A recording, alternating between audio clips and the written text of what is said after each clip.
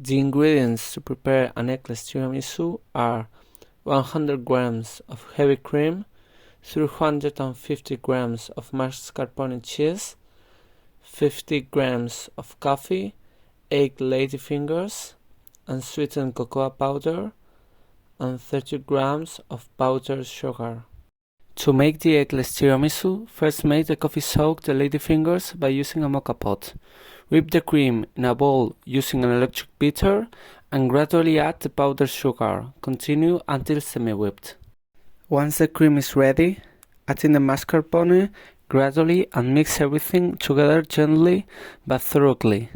After that, transfer the cream to a pastry bag without the nozzle and start filling your glasses.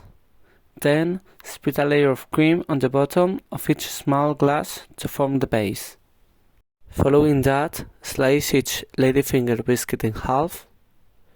Then pour the cold ristretto coffee into a large container and quickly soak the ladyfingers.